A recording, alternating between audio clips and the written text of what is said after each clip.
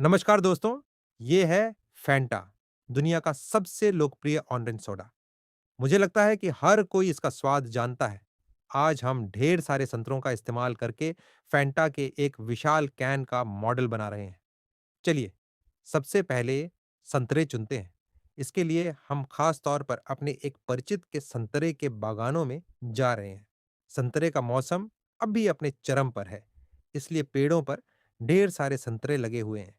एक किसान की खिड़की पर हमें संतरे की सबसे रसीली किस्म दिखाई दी, जो हमारे काम के लिए एकदम सही थी।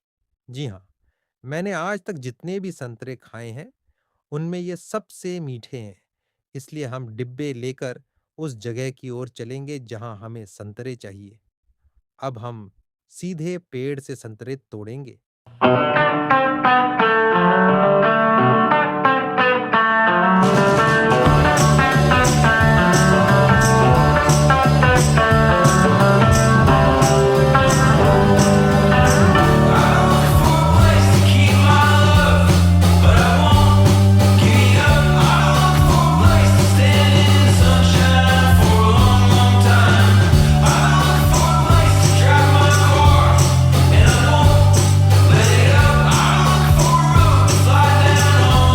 और फिर हम गाड़ी की ओर चलेंगे।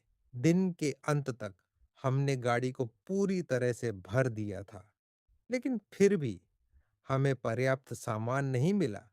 इसलिए हमने एक और गाड़ी में सामान लाद दिया और अब हम घर जा रहे हैं। बागानों से तोड़े गए संतरे बहुत धूल भरे और गंदे हैं, इसलिए हम डिब्बों को गाड़ी से उतार कर सीधे बाथरूम में जाएंगे। हम संतरों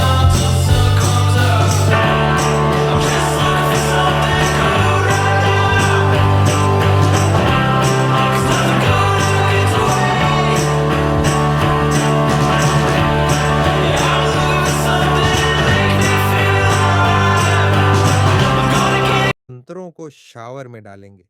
फिर शावर चालू करें और सबसे पहले सभी संतरों को गीला करें ताकि मिट्टी नरम हो जाए।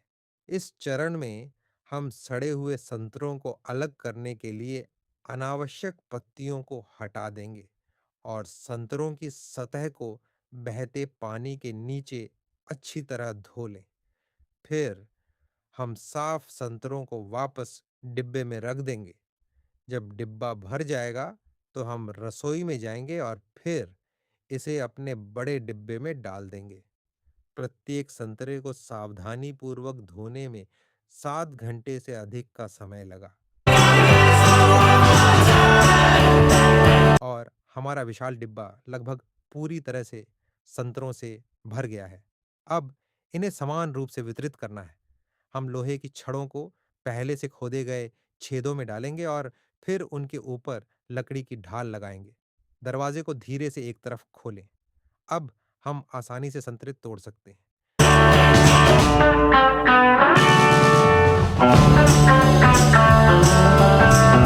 सबसे पहले मुझे स्वाद के शौकीन लोगों के लिए बने संतरे को चुनना होगा। ये एसेंशियल ऑनाइल और छिलके की पतली परत में मौजूद होता है, इसलिए हम सब्जी छीलने वाले छिलके का इस्तेमाल करके हर संतरे से जेस्ट निकालेंगे।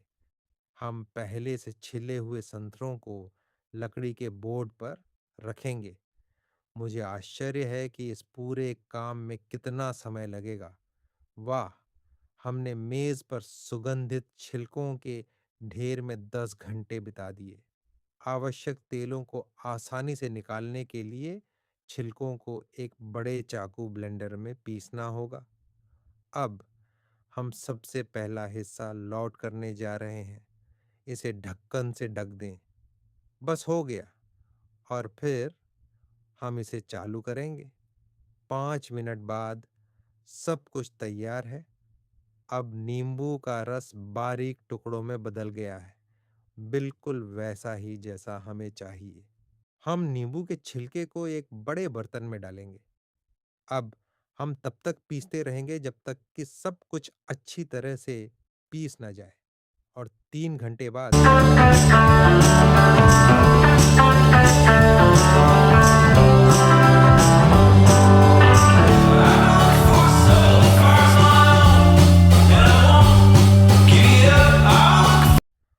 आखिरकार यह चरण पूरा कर लिया है। हमने 2 पूरे डिब्बे भर लिए हैं। अब हम थोड़ा-सा नींबू का छिलका लेंगे और उसे चीज़ क्लॉथ की 2 परतों पर फैला देंगे। किनारों को मोड़ दें। हम इसे अच्छी तरह से लपेटेंगे। हम इस खाली जगह को प्रेस के नीचे रखेंगे और अब हम शुद्ध एसेंशियल ऑयल निकाल सकते हैं। पहला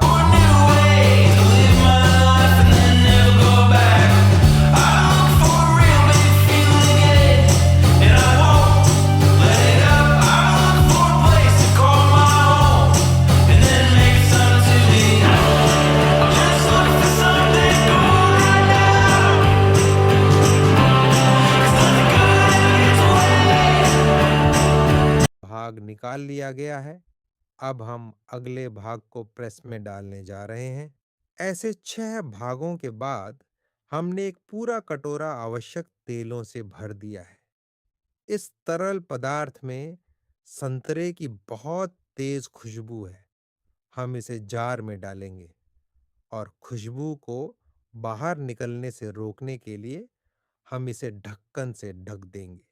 काम जल्दी करने के लिए हम 2 प्रेस का इस्तेमाल करेंगे। पहले तो हमने सोचा था कि 2 घंटे में काम हो जाएगा, लेकिन सारा रस निचोड़ने में 10 घंटे लग गए। सुगंधित सामग्री तैयार है। अब चलिए अपने छिले हुए संतरों पर वापस आते हैं। अब हमें इनसे रस निकालना है। हम एक साथ 3 जूसर का इस्तेमाल करेंगे। हम उनके नीचे गिलास रखेंगे और फिर हम संतरे को बीच से काटेंगे। अब हम इसका जूस निकालेंगे। मैनुअल जूसर बेहद सरल होते हैं। जूस निकालने के लिए बस लीवर दबाना होता है।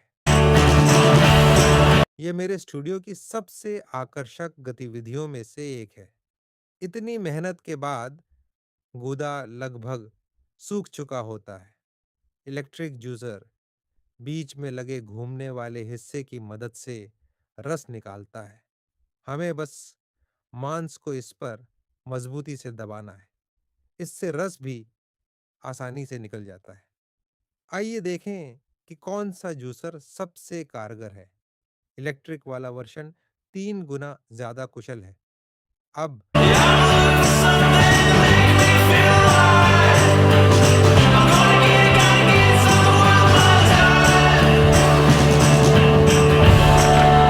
हम निकले हुए रस को छलनी से छानकर एक बर्तन में डालेंगे ताकि गूदा अंदर न जाए। अब हम बचे हुए रस को चम्मच से पोंछ देंगे। बस हो गया। अब हमें बचे हुए संतरों के साथ भी यही प्रक्रिया दोहरानी है। 8 घंटे बाद हमने सारे संतरे निचोड़ लिए और 55 गैलन रस प्राप्त कर लिया। इसका स्वाद फैंटा के जैसा बनाने के लिए हमें मलिक एसिड की आवश्यकता है। ये छोटे-छोटे सफ़ेद दानों जैसे दिखते हैं और इनका स्वाद फैंटा जैसा ही अनोखा होता है। हम हर डिब्बे में बस 2 बड़े चम्मच डालेंगे और फिर हम इसे अच्छी तरह मिलाएंगे। अब जाहिर है ये पेय में मुख्य अम्ल नहीं है। नींबू भी आवश्यक है, तो हम सीधे पेड़ से ताज़े नींबू तोड़ेंगे। उसी संतरे के बागान से हमें बहुत सारे नींबुओं की ज़रूरत पड़ेगी। हमने 2 डिब्बे भर लिए हैं। नींबू की यह मात्रा नाली के स्तर तक रखने के लिए पर्याप्त है। हम प्रत्येक नींबू को संतरे के रस की तरह ही आधा काटेंगे।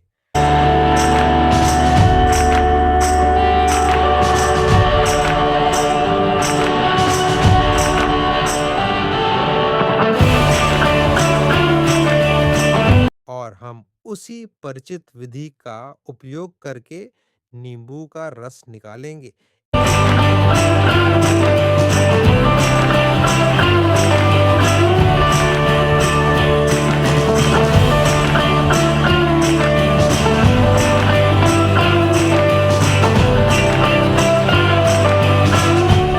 एक घंटे बाद हमारे पास 3.4 गैलन नींबू का रस होगा और हम इसे बराबर मात्रा में बर्तनों में डालेंगे।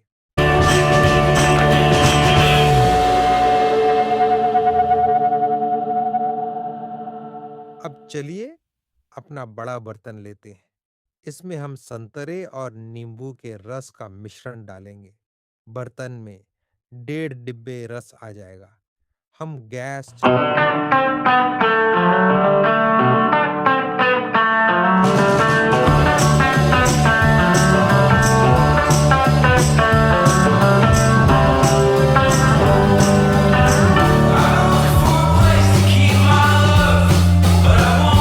करेंगे। जैसे जैसे गैस गर्म होगी, गूदा सतह पर आ जाएगा। हमें इसे चम्मच से निकालना होगा। रस को 5 गुना गाढ़ा करना होगा ताकि इसका स्वाद और भी अच्छा हो जाए और पेय जल्दी खराब ना हो। अंत में हमें पिल्ले और कसा हुआ रस मिलेगा और अब इसे चूल्हे से उतारने का समय आ गया है और 2 अन्य बर्तनों में बचा हुआ रस भी पकाया जाएगा। अब सभी सामग्रियों को मिलाने के लिए हमें फैंटा की एक बड़ी बोतल की आवश्यकता होगी। आकार में सबसे मिलती-जुलती चीज जो हमें मिल सकी, वह एक बड़ा खाद्य ग्रेड प्लास्टिक का डिब्बा है, लेकिन इसे रंगना होगा। इसलिए हम ढक्कन को धातुई रंगों से रंगेंगे ताकि यह टिन के रंग जैसा दिखे। हो गया। बैरल के लिए हमें नारंगी रंग की आवश्यकता होगी। हम रोलर की मदद से रंग लगाएंगे। 5 परत रंग लगाने के बाद ये बैरल बहुत ही शानदार दिखता है। हमने फेंटा का लोगो भी एक स्टिकर पर प्रिंट कर दिया है। अब हम इसे बैरल पर इच्छित स्थान पर चिपका देंगे। एक विशेष स्पैटुला की मदद से हम स्टिकर के नीचे से हवा के बुलबुले निकाल देंगे। सब हो गया। हमने एक टिन के डिब्बे के ढक्कन के आकार का स्टिकर भी बनाया है और हम उसे इसके ऊपर चिपका देंगे। और लीजिए, विशाल फैंटा कैन तैयार है। अब हम 3 सॉस पैन से संतरे के रस का गाढ़ा मिश्रण बैरल में डालेंगे।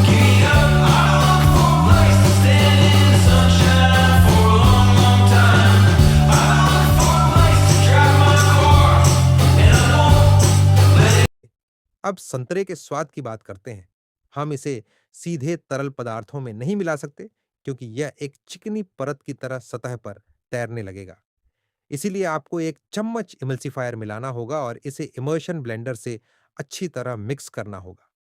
मिश्रण गाढ़ा हो जाएगा और अब अन्य घटकों के साथ आसानी से मिल जाएगा। हम इसे बैरल में डालेंगे और स्वाद को संतुलित करने के लिए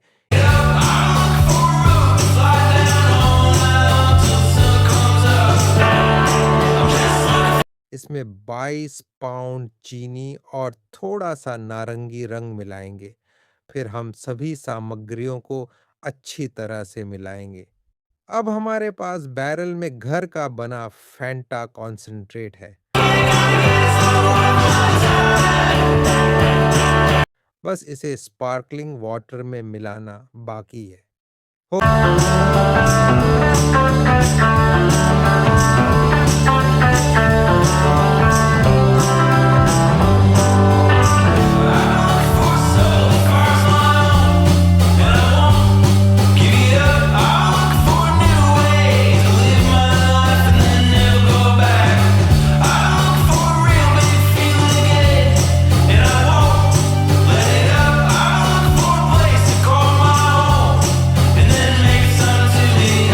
हो गया। अंत में हम अपने घर पर बने फैंटा को एक आखिरी बार मिलाएंगे और अब बारी है ये देखने की कि हमने क्या बनाया है। अब पहले गिलास में अपना घर का बना फैंटा भरें और दूसरा है फैक्ट्री। रंग के हिसाब से हमारी फैंटा मिलती-जुलती है, लेकिन सबसे जरूरी चीज है स्वाद। ठीक है, इसका स्वाद तो काफी हद तक फैंटा जैसा ही है, लेकिन कुछ कमी है। तो अब हम सीधे असली रेसिपी ट्राई करेंगे। आह! हमें और बुलबुले चाहिए। ये स्वाद में बहुत अहम भूमिका निभाते हैं। इसीलिए मैंने ड्राई आइस खरीदी। यह जमी हुई CO2 गैस है, वही गैस जो हर सोडा में बुलबुले के रूप में मौजूद होती है। हम इसे अपनी फैंटा की बड़ी बोतल में डालकर अपने ड्रिंक को और भी आकर्षक बना सकते हैं।